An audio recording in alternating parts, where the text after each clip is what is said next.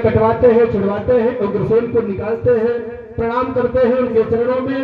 उग्रसेन महाराज को राज सिंहासन पर बिठाया, चारों तरफ जय जयकार होने लगी कन्हैया की। करे हे राजन परीक्षित वसुदेव जी अत्यंत प्रसन्नता से ब्राह्मणों वो अपने पुरोहित गर्गाचार्य जी को बुलाकर यज्ञोपवीत संस्कार करवाया। अब कन्हैया का यज्ञोपवीत संस्कार अब हो रहा है, अब धीरे धीरे असली जिंदगी उनकी आ रही है। यज्ञोपवीत संस्कार करवाया, तब भगवान उज्जैनी नगरी में पढ़ने के लिए गए। 64 दिनों में 64 कलाएं वो सीख ली। गुरु गृह गए पढ़न यदुराई, अल्प काल सब विद्या पाई। 64 दिनों में 64 कलाओं वे पारंगत हो गए। गुरु जी बहुत प्रसन्न हुए। अब तुम्हारी शिक्षा समाप्त होती है कृष्ण, तुम चले जाओगे तो मैया तुम्हारी कैसे रहेगी गुरु माता, क्योंकि तुम लोगों को देखकर लाड प्यार इतना करती थी, अब वो रह नहीं पाएगी गुरुदेव। लेकिन मुझे तो जाना पड़ेगा, क्योंकि अब मेरी शिक्षा समाप्त हो गई, आगे का जीवन भी मुझे देखना है। हाँ पुत्र कृष्ण, जाना तो होगा। तो गुरु दक्षिणा में आपको क्या चाहिए आप बता दीजिए महाराज। कन्हैया मैं तो तेरे दर्शन पाकर धन्य हो गया हूँ, मुझे गुरु दक्षिणा में कुछ नहीं चाहिए। हाँ तेरी गुरु माता तुम्हारे बगैर नहीं रह पाएगी। क्यों? मेरे अंदर एक पंचजन्य नाम का राक्षस रहता है, और वह हो सकता है चुराया हो। माधव ऐसी बातों को सुनकर समंदर में प्रवेश करते हैं, उस राक्षस का वध करते हैं। पंचजन्य राक्षस का वध करके उस पंचजन्य नामक शंख उसके पास रहती है, शंख को ले लेते हैं, और उस शंख को लेकर के यमराजपुरी में जाते हैं। और यमराजपुरी में शंख बजाई, यमराज आकर के उनका आदर सत्कार करते हैं और गुरुदेव के बालक को वापस करते हैं। गुरु संदीपनी के बालक को लाकर भगवान माधव भगवान केशव लाकर सौंपते हैं।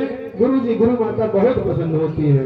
इस प्रकार से गुरु दक्षिणा दे करके प्रभु वापस लौटते हैं।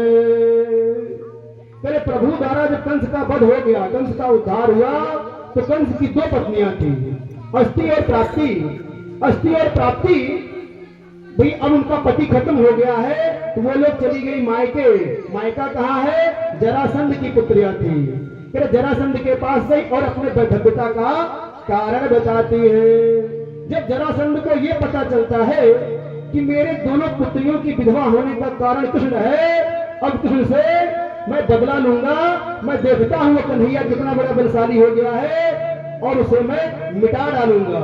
ऐसा विचार करके वह श्री कृष्ण के संहार करने के लिए आगे बढ़ता है। अपनी 23 अक्षौहिणी सेना के साथ भगवान श्री कृष्ण की पुरी पर आक्रमण करता है, धावा बोलता है।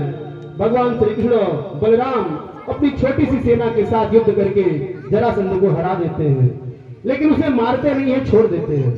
जरासंध वापस लौट जाता है, लेकिन जरासंध का पौरुष कम नहीं होता है, उसकी लालसा जीतने की कम नहीं होती है कि मैं उसे मारूंगा, चाहे जैसे मारूंगा। 17 बार प्रयास करता है, 17 बार युद्ध करने के लिए आता है। 18वीं बार 17 बार कन्हैया ने उनको पराजित किया, लेकिन मारा नहीं, अंत में छोड़ दिया। उनकी सेना को अन्य राक्षसों का वध कर देते कन्हैया, लेकिन जरासंध को छोड़ दिया करते। क्यों? ये दुष्ट बचा रहेगा और दुष्टों को खोज खोज करके लाएगा, और मैं आया ही इसीलिए हूँ कि दुष्टों का दमन करने के लिए, इनका संहार करने के लिए मैं आया हूँ। 18वीं बार लोगों ने कहा ऐसे काम नहीं चलेगा, अरे अच्छे विद्वान पंडितों को बुलाओ, अच्छा जाप करवाओ कोई बढ़िया सा, और तुम जीत जाओगे जरासंध। ऐसी बात है। अच्छा ठीक है, जरासंध ब्राह्मणों को बुलवाता है, अच्छा पूजा पाठ करवाता है ब्राह्मण, लेकिन अब की बार हमको जीतना है पक्का, चाहे जो लग जाए, रुपया जितना खर्चा हो जाए, कई करोड़ खर्चा दक्षिणा आपको देंगे, लेकिन जीत के हम आएंगे तब। ब्राह्मण बोले भाई प्रयास करेंगे। प्रयास यश नहीं, अब जीतना है। कैसे पंडित हो तुम लोग? भाई पंडित जी महाराज सगरे, चलिए ठीक है, प्रयास कर रहे हैं। पंडित जी लोग मंत्र जाप शुरू करना प्रारंभ किए। एक लोग बोले भैया अब की बार ब्राह्मण आपके यहाँ पूजा पाठ कर रहे हैं, विजय अवश्य मिलेगी। चलिए 18वीं बार ये जाता है युद्ध करने के लिए, काल यमन को लिवा के जाता है। काल यमन ऐसा दुर्जय दुष्ट राजा है उसको वरदान मिला है कि कोई उसको विजय उस पर प्राप्त ही नहीं कर सकता। वो अजय राजा है। काल यवन को लेकर जाते हैं, वह मलेच्छों का राजा है काल यवन। तो जब तक ये युद्ध करने जाते उसके पहले काल यवन को ही भिड़ा दिया। काल यवन पहले तो ही निपट ले। काल यवन जाता है, कन्हैया उससे युद्ध नहीं करते, वो भागने लगते हैं। कन्हैया भागने लग रहे, पीछे पीछे काल यवन पीछा कर लिया। काल यवन भागता भागता गया और भगवान श्री कृष्ण एक गुफा में घुस जाते हैं। काल यवन भी गुफा में घुस जाता है। गुफा में एक राजा मुचकुंद सो रहे हैं, जो देवासुर संग्राम से थके हुए, इंद्र से आशीर्वाद, इंद्र से वरदान प्राप्त उनको है कि यदि कोई आपकी निद्रा को भंग करेगा तो वह आपके देखते ही भस्म हो जाएगा। ऐसा उनको वरदान प्राप्त था। राजा मुचकुंद सो रहे हैं, कन्हैया अपनी चदरी को, अपने चद्दर को, अपने दुपट्टे को राजा मुचकुंद के ऊपर उड़ा दिया। जब वह काल यवन आता है खोजते खोजते, कन्हैया तू कहां चला जा छिपा है? कहीं हो, आज तुझे बिना मारे मैं छोड़ूंगा नहीं। वो कन्हैया को ढूंढता ढूंढता अंदर घुसता जाता है और जब देखता है कि चद्दर ओढ़ करके, अपनी पीतांबर ओढ़ करके कन्हैया सो रहा है, झूठा बहाना बनाया है, पहुंचकर एक लात मारता है। वो तो जान रहा है कन्हैया सो रहे हैं। अब राजा मुचकुंद उठ जाते हैं, जाग जाते हैं, आंख उनकी खुली, जो ही सामने काल यवन को देखा, काल यवन जलकर भस्म हो गया। बोले वृंदावन बिहारी लाल के। राजा मुचकुंद को दर्शन देते हैं कन्हैया वहां चतुर्भुज रूप में। राजा मुचकुंद को मोक्ष की प्राप्ति होती है। काल यवन का इस प्रकार से अंत करवा कर भगवान मथुरा वापस आए। उधर दाऊ महाराज तब तक अपने हल और कुशल से मृक्षों का संहार कर दिए थे।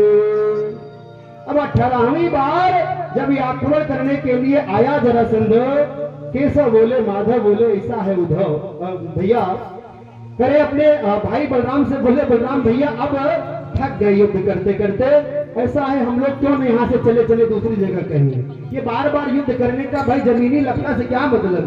2 बिस्सा जमीन में इतना पैसा खपा देना, इससे अच्छा कहीं 2 बीघा लिखा ले हम लोग और वहीं चल के रहते हैं। क्या बात करते? 17 बार वो हार गया फिर भी पीछा नहीं छोड़ रहा है और हम लोग बराबर जीते फिर भी करे भाग चले। हाँ क्यों भाग चले? बोले मैंने द्वारिकापुरी का निर्माण किया है जो 48 कोस में के विस्तार में है, वो समुद्र के टापू में है। वहां हम चाहते हैं कि सारे हमारे नगर के वासी भी चले चले और हम लोग भी वही चले चले, और ये अपने आप पागल होकर के मर जाएगा, इसके पीछे पड़ने की बहुत जरूरत नहीं है। बोले भाई तेरी लीला जैसा कहो, तेरी लीला तू ही जाने। ऐसा ही करते हैं कन्हैया, अपने सारे नगरवासियों को पहुंचा देते हैं और स्वयं भी जा करे। जरासंध आश्चर्यचकित रहकर रह गया और प्रवर्षण पर्वत पर जाता है ढूंढने के लिए। प्रवर्षण पर्वत पर कन्हैया बलराम दोनों लोग जा चढ़ जाते हैं और उनको खोजते खोजते यह जाता है, इसके सैनिक जाते हैं जरासंध का। जब जरासंध जानता है कि यहाँ छुप गया है कन्हैया, वहां आग लगवा देता है। आग लगवाकर उस पर्वत को ही भ्रष्ट कर दिया, नष्ट कर दिया। बोला अब आज ये दोनों यहीं मरकर स्वाहा हो जाएंगे। जरासंध को विश्वास हो गया कि उसके नगर वाले तो पता नहीं कहां भाग गए, आज उन दोनों को तो मैं जला के भस्म ही कर डाला। और यह विश्वास करके वापस मथुरा लौट आते हैं।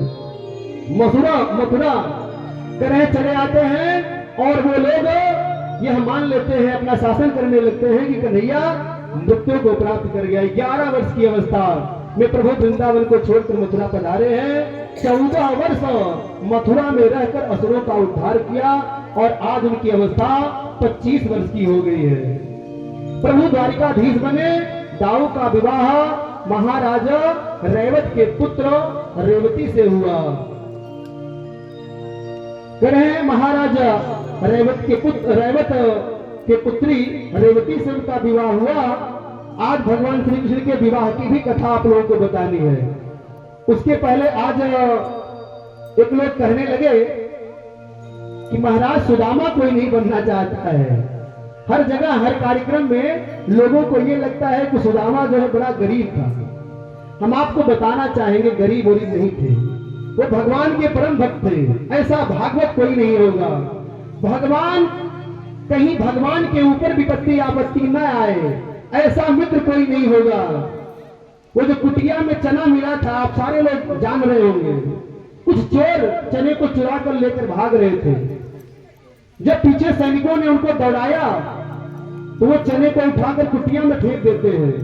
वही कुटिया, संदीपनी ऋषि की कुटिया में जो चना मिला था, वही मैया ने चना दिया था जब लकड़ी बिनने के लिए कन्हैया और उनके मित्र सुदामा गए थे। रात में वहां बारिश होने लगी, पेड़ पर बैठे हैं दोनों लोग और कन्हैया ऊपर बैठे हैं, सुदामा नीचे है। कटकट की आवाज आ रही है। कन्हैया कहते हैं, मित्र, अरे भाई रात हो गई, भूख लगी है, चनवे निकालो जो मैया ने दिया है गुरु माता ने। अरे बोले चना तो पता नहीं कहाँ गिर गया, हम लोग भाग रहे थे, जबकि अकेले सुदामा खा रहे थे। क्योंकि सुदामा को मालूम था ये चोरी का चना है, चोरी का चना खाने से हमारा कन्हैया दरिद्र हो जाएगा, हमारा कन्हैया राजा नहीं बन पाएगा। मेरा मित्र राजा बने, मैं जीवन भर कंगाली झेल सकता हूँ, विपत्ति झेल सकता हूँ, ऐसा मित्र कोई नहीं होगा।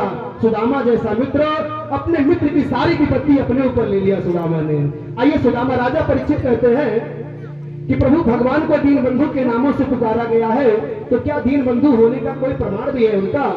श्री सुखदेव जी महाराज कहने लगे, आपने बड़ा अच्छा प्रश्न किया, निश्चित ही प्रमाण है। मैं एक कथा आपको बताता हूँ।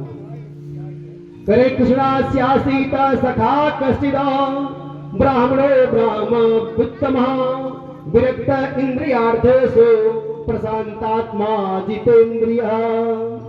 वो ऐसे थे, विद्वान थे, जितेंद्रिय थे। कहना आसान है जितेंद्रिय, एक इंद्रिय पर विजय प्राप्त करना आसान नहीं है। जितेंद्रिय समस्त इंद्रियों पर जो विजय करने वाला उसे जितेंद्रिय कहते हैं। एक एक शब्द बहुत बड़े भाव को लेकर रहते हैं, उन शब्दों के अर्थ बहुत बताते हैं। जीवन में कोई कहने को कुछ कह दे, 7 दिन के भागवत में एक भी बात पंडित जी के मुंह से निकली हो, उसी का अनुसरण कर लीजिए। छोड़िए पंडित जी पता नहीं अच्छा है बुरा है, लेकिन बात उनकी अनुसरण कर लीजिए, जीवन बदल जाएगा, जीवन निखर जाएगा। कह श्री कृष्ण कि एक बड़े ही ज्ञानी, संतोषी, विरक्त, जितेंद्रिय तथा प्रसन्न चित्त रहने वाले भक्त ब्राह्मण थे। उनका नाम सुदामा था। पोरबंदर में रहते थे। उनकी पत्नी का नाम सुशीला।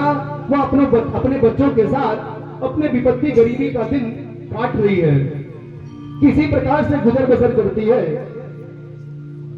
यह है कि चर्चा लोग करते हैं, बराबर चर्चा आपस में हुआ करती। कन्हैया मेरे बचपन का मित्र था, हम लोग साथ में पढ़े थे। तो एक दिन उनके मन में विचार आया, ऐ पतिदेव, आप के मित्र कन्हैया थे, द्वारिकाधीश है, तो क्यों नहीं आप एक बार चले जाते, उनसे मिलकर चले आते। हो सकता है कुछ दे दें, कुछ दिन हम लोग का अच्छे से बीत जाए। अरे तू ऐसी बात करती है, मित्र के यहाँ मांगने नहीं जाया जाता। हम ब्राह्मण हैं, मेरा कर्म जो है 6 कर्म बताए गए ब्राह्मण के। आज समय कम है क्योंकि कथा अंतिम दिवस से कथाएं कई हैं। फिलहाल प्रयास करें कुछ जरूरी चीजें जो हम बताते चले। अध्ययनम अध्यापनम यजनम याजनम तथा दानम प्रतिग्रहश्चैव ब्राह्मणानाम कलायता। शास्त्रों में ब्राह्मण के 6 कर्म बताए गए हैं, पढ़ना पढ़ाना, यज्ञ करना यज्ञ करवाना, दान देना दान लेना। सुशीला तू बात करती है कि मैं चला जाऊं उनसे कुछ मांग लूं, ऐसा नहीं है। क्यों? क्योंकि मांगन गए वो मर गए और मरे सो मांगन जाए, और उनसे पहले वे मुए जिन मुख निक सतनाए, जिन मुख निक सतना। सुशीला बोले, प्रभु आप ही कहते हैं कि भगवान श्री कृष्ण कृपा सिंधु है, दया सिंधु है, तो फिर आपको एक बार जाना चाहिए। कहते हैं कि ब्राह्मणों का बड़ा मान करते हैं, सम्मान करते हैं। विप्र के भगत वे जगत के हैं विदित बंधो, और लेत सब ही की सुधि ऐसे महादानी है। पढ़े एक चटसार कही तू कईयो बार, लोचन अपार वे तुम्हें न पहचानी है। अब बार बार यही कहते हैं कि मैं इतना गरीब हो गया हूँ, मेरी दशा ऐसी है, पता नहीं मुझे पहचानेंगे कि नहीं पहचानेंगे। बड़े बड़े महाराजा हो गए, क्यों नहीं पहचानेंगे? अगर वो राजा है, महाराजा है, बचपन में आपके साथ पढ़े थे, तो निश्चित आपको पहचान जाएंगे। एक दीन बंधु कृपा सिंधु फेरी गुरु बंधु, भाई एक तो दीन बंधु है, दूसरे कृपा के सिंधु है, तीसरे आपके गुरु भाई हैं, क्योंकि साथ में शिक्षा को ग्रहण किए हैं। तुम सो को दीन जाई निज जिय जानी है। क्यों? क्योंकि कन्हैया के पास जब आप जाओगे, मैंने सुना है नाम लेते चौगुनी गए थे द्वार सौगुनी। उनका जो नाम ले ले तो 4 गुना करे, नाम लेते चौगुनी गए थे द्वार सौगुनी। और दरबार में हाजिरी जो लगा दिया, 100 गुना प्रेम कन्हैया उससे करने लगते हैं। अच्छा, वो देखते सहस्त्र गुनी, और निगाह से निगाह यदि मिल गई तो सहस्त्र गुना प्रेम बढ़ जाता है कन्हैया का।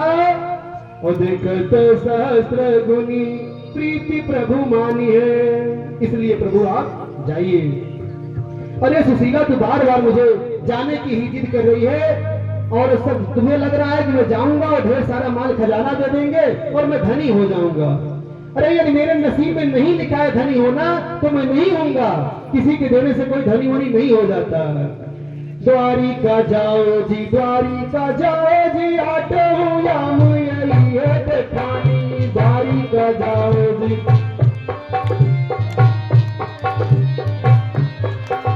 जाते ही दे लड़ाई लड़ा भरी, तेरे ही ये में यही है समानी।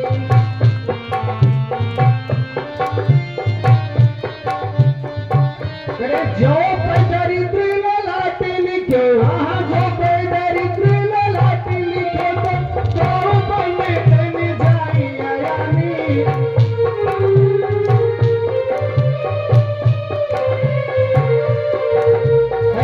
कहाँ ते अटारी अटारी दीदी जो बस टूटी दिशानी।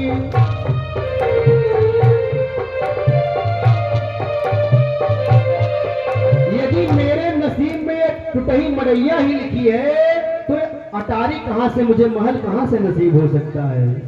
इसलिए सुशीला तो जिद मत कर। सुशीला ने कहा, स्वामी मैं धन दौलत की चाह नहीं कर रही हूँ, मैं तो सिर्फ इतना चाह रही हूँ, आप तो चले जाते हैं, घर नहीं रहते हैं, बच्चों का लालन पालन कैसे कर रही हूँ मैं जान रही हूँ। ठंडियों की रातों को मैं कैसे गुजारती हूँ, फटे पुराने कपड़ों में कैसे मैं बीत रही हूँ, अपनी जिंदगी बता रही हूँ, ये आप नहीं समझ पाएंगे। करे को दो सवा जोरती भरी पेट, तू चाहत ना दधी दूध मिठोती।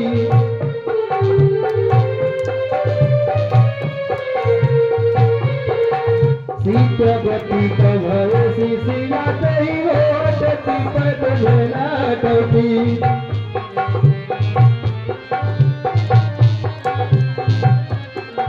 जो जनती नहीं तो ऐसे पियता है कि द्वारी कठेली पटती।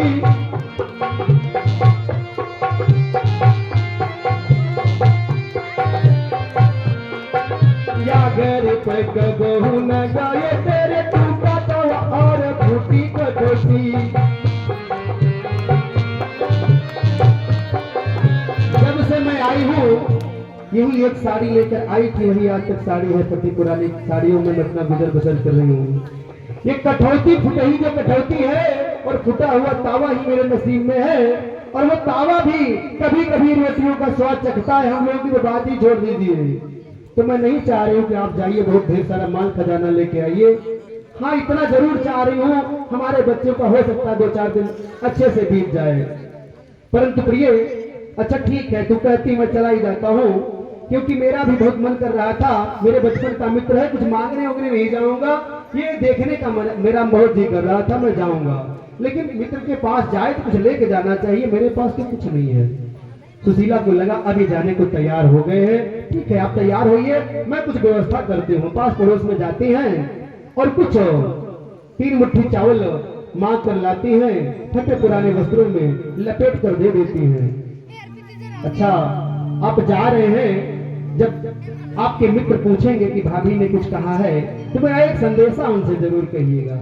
धन्य है माताएं, यत् नार्यस्तु पूज्यन्ते रमन्ते तत्र देवता। नारियों की जहाँ पूजा होती है वहाँ देवता निवास करते हैं। आज मैया एक छोटा संदेश भेज रही है। एक मास 2 पाठ में दो एकादशी हो, सो प्रभु दीन दयाल ने नित प्रतिदिन हो, नित प्रतिदिन हो। इतनी बात सिर्फ कर दीजिए कैसे से जाकर। अच्छा देवी कर दूंगा। पोटली बगल में दबा लेते हैं। गोविंद से मिलने के लिए चल दिए, रास्ते में सोचते हुए जा रहे हैं, हे प्रेम पयोधी समझते हो, यह पपिया प्यासा आया है।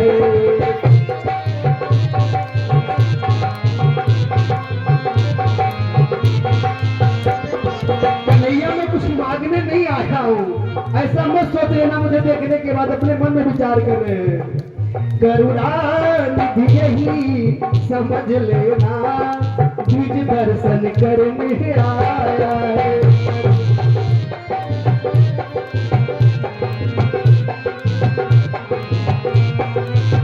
सुदामा को वो कुटिया वाला जो चना चबाए हैं याद है, आज भी उनको करे उस एक घड़ी के छल बल ने अब तक मुझको तरसाया है।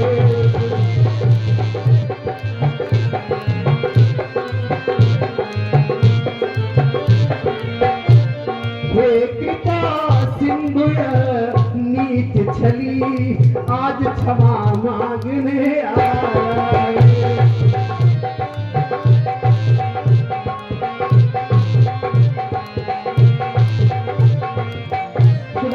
चलते जा रहे हैं मन में, चलिए चलिए श्याम सुंदर समिल में सुदामा, जाते चले मन में हरे कृष्ण रामा।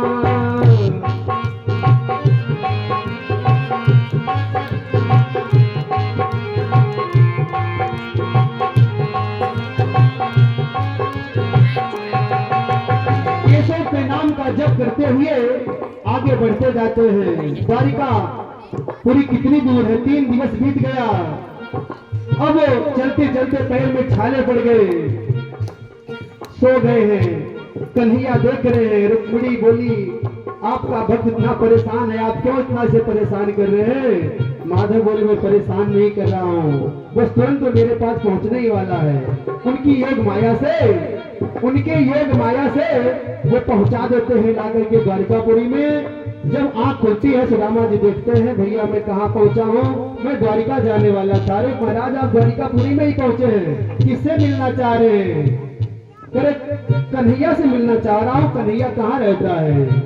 ये कन्हैया कौन है? अरे भाई तू कन्हैया तो नहीं। अच्छा अच्छा, ये तो उसके बचपन का नाम था कृष्णचंद।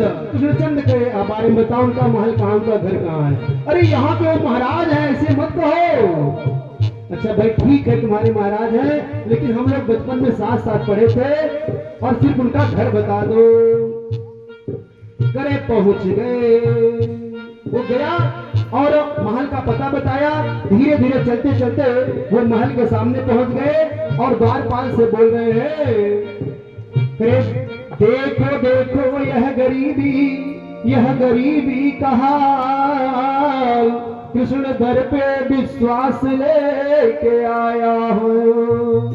मेरे बचपन का यार है मेरा श्याम, यही सोच कर मैं आस लेकर आया हूँ।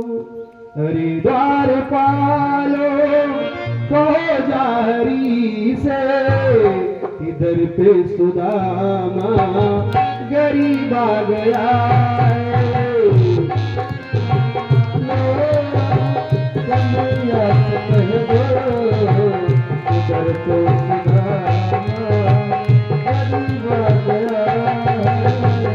इधर पे सुदामा गरीब आ गया है।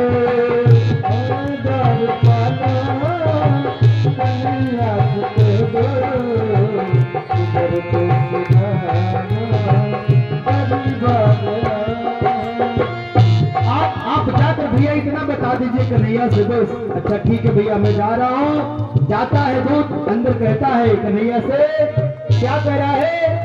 इस पगन जगा तेरे में प्रभु जाने के जाई बसों के ही गामा।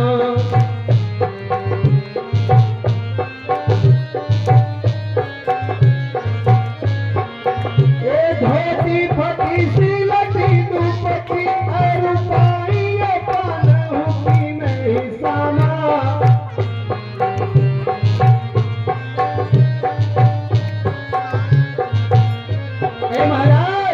द्वारी खड़ो बीज दुर्बल एक रहो चट से बस धाया रामा।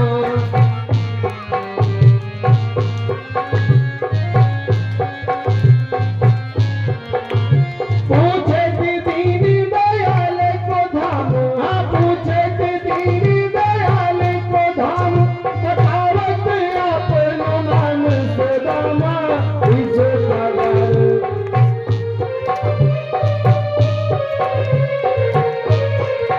जैसे महाराज सुदामा का नाम सुनते उनके कानों में सुदामा के नाम की आवाज पड़ती है, ऐसे दौड़ पड़ते हैं जैसे भगवान श्री रामचंद्र जी भरत भैया से मिलने के लिए दौड़े थे। फिर सुनते ही दौड़े चले आए मोहन, सुनते ही दौड़े चले आए मोहन, लगाया गले से सुदामा को मोहन।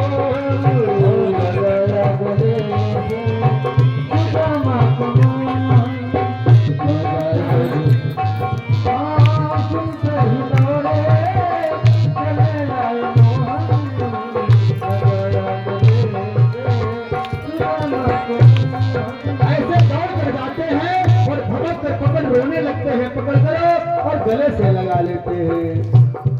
उठे राम सुन प्रेम अधीरा, कटो कहूँ पटको निसंग धन तीरा। ओ मिलन की प्रीति किम जाई बखानी, कभी कुल अगम करम मन बानी। कन्हैया क्या करे ऐसे बिहाले विवाणी से पग कंटक जाल लगे पुली जोरे। ऐसे बिहाले विवाणी से पग कंटक जाल लगे पुली जोरे।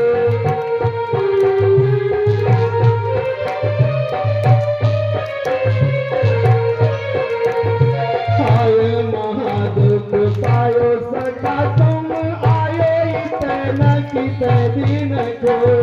हाय महादुख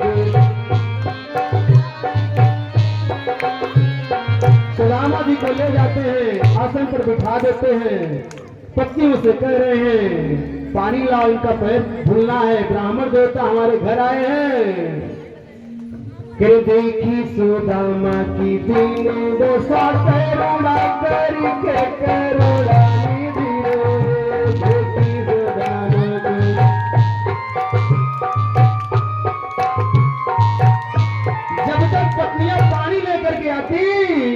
पानी परात के हाथ छुए नहीं, मैंने के जल से पग धोए। पानी परात के हाथ मैंने के जल से पग धोए। पानी परात के हाथ छुए नहीं।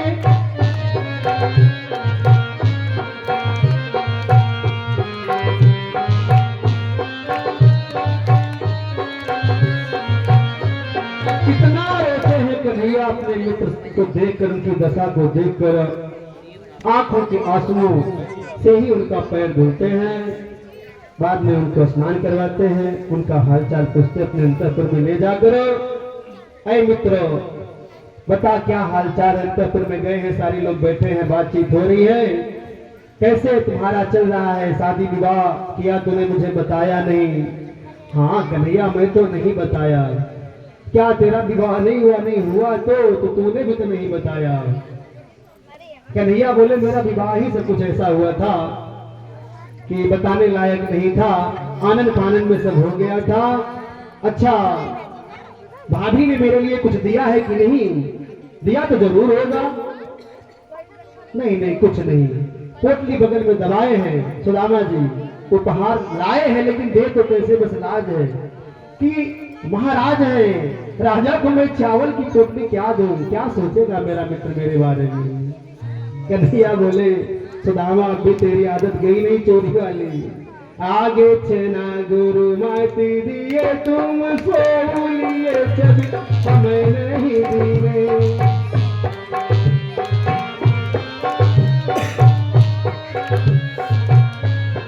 और चोरी की बारी है जो न जी, तुम चोरी की बारी में हो जो प्रवीण।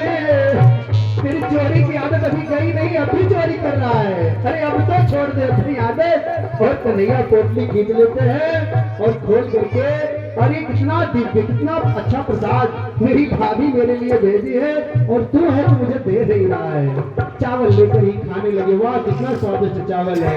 वो एक एक चावल खा करके मानो सुदामा के दुख दरिद्रता को खा रहे हैं, खत्म कर रहे हैं। इधर ये खा रहे हैं, उधर उनके दुख दरिद्रता खत्म हो रहा है। 2 मुट्ठी चावल कन्हैया खा ले गए। रुक्मिणी खड़ी है, रुक्मिणी बोलने लगी स्वामी अब रहने दीजिए, अपने लिए भी आप करिए, रहने दे। नहीं, क्यों नहीं रहने देंगे? वो याद करो जिस दिन एक चावल इनके पास था, पूरी संपत्ति की एक चावल थी, वो एक चावल भी ले जाकर के हमें और तुम्हें निवेदित कर दिया था। रात भर पूरा परिवार को लेकर के वैसे सो गए थे। हमारा भक्त ऐसा है, हमारा मित्र ऐसा है, मैं जब तक इसके बराबर नहीं हो जाता तब तक हमारी इसकी मित्रता कहाँ रह जाएगी। स्वामी प्रसाद अच्छा हम लोगों को खाने दीजिए। कन्हैया कहते ठीक है।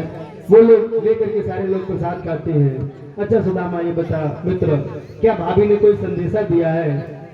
हाँ मित्र, एक संदेशा तेरी भाभी ने तेरे लिए दिया था। क्या? भाभी ने कहा था 1 मास 2 पाख में 2 एकादशी होई, उसको प्रभु दीन दयालु ने नित्य प्रतिदिन मोर। सुशीला भाभी का संदेश सुनते ही भगवान के नेत्र सजल होते और दोनों नेत्र बंद कर लिए और सुशीला को मानो उत्तर देने लगे। होनी थी सो हो गई पर अब ऐसो ना हो, और भाभी तेरे भवन में नित्य द्वादशी हो, नित्य द्वादशी हो। आज के बाद एकादशी नहीं होगी, आपके घर में द्वादशी ही रहेगी भाभी। कुछ दिन बाद सुदामा प्रभु से विदा लेकर के अपने नगर पहुंचे। नगर की हाल देख रहे हैं कि सब कुछ बदल गया है। जैसा द्वारिका में देख करके आया था वैसा ही यहाँ है। कन्हैया तो मुझे कुछ नहीं दिया, यहाँ तो सारा कुछ बदला हुआ है। अपनी पत्नी सुशीला से मिलते हैं, सारी बातों को जानकर वो रहते हुए भी अपने नगर में रहते हुए भी सुदामा एक व्यक्त जीवन जीते हैं। अनासक्त भाव से उस राजभार को देखते हैं और भगवान के भजन में लीन रहते हैं। हम सबको भी यही चाहिए कि भगवान भजन में ही लीन रहे। बोलिए वृंदावन बिहारी लाल की। ब्रज की होली खेलना चाह रही थी गोपियां, अगर तैयार हो तो आ जाए। जैसा हो बताए फिर आगे की कथा बढ़ाई जाए, क्योंकि समय कम है, आज ही अंतिम दिवस है। सारी कथाओं पे प्रयास करेंगे, जो जरूरी है कम से कम वहां तक पहुंच लिया जाए। कोई बच्ची बताए क्या हाल है, तैयार है भैया? थोड़ा सा अवगत कराए। एक दिन श्री कृष्ण और बलराम जी प्रातः अपने माता पिता को प्रणाम करके बैठे ही थे। बसदेव जी दोनों साभिनंदन कर रहे थे। श्री क्या करे? कृष्ण कृष्णा महायोगी शंकर सर सनातना, जाने वाम सिर साक्षात प्रधान पुरुषो परो। हे कृष्ण, तुम दोनों सारे जगत के कारण स्वरूप हो और प्रधान पुरुष के नियामक हो। माँ देवी ने कहा तुम योगेश्वरों के भी योगेश्वर हो। तुम मेरे उन पुत्रों को लाकर दिखा दो। मैया आज उनसे प्रार्थना कर रही है। देवकी कह रही है कि यदि आप सामर्थ्यवान है, प्रभु है, तो मेरे उन 6 पुत्रों को जो कंस मार डाला था, आप भाई अपने गुरु, मैंने सुना संदीपनी ऋषि के बच्चे को वापस लाकर दिखा दिया, फिर मेरे भी बच्चों को दिखा दो कन्हैया। कन्हैया बोले भगवान सुतल लोग जाकर के 6 पुत्रों को ला करके माँ को दिखा दिया। माँ ने छाती से लगाकर उनको दुग्ध स्तनपान कराया, दुग्ध पान कराया और माँ का स्तनपान करने से तथा भगवान के स्पर्श से 6 पुत्र साप मुक्त हो गए और देवलोक चले गए। बोले वृंदावन बिहारी लाल की। ये कौन गोपियां आई हैं, कौन आया है? अच्छा, ग्वाल गोपी दोनों हैं। तो होली का सामान भी लाए हैं, फूल वूल कुछ लाए हैं लोग। थोड़ा सा छोटी बिट्टू रानी, क्या नाम उनका, वो आ जाए, बच्चों का सहयोग करेंगे तभी ये लोग खेल पाएंगे। आइए व्रत की होली खेलना चाह रहे हैं, कन्हैया का मन है तो थोड़ा सा इनका व्रत का होली हम लोग खेल लेते हैं, खिलवा देते हैं, फिर आगे कथा बढ़ती है।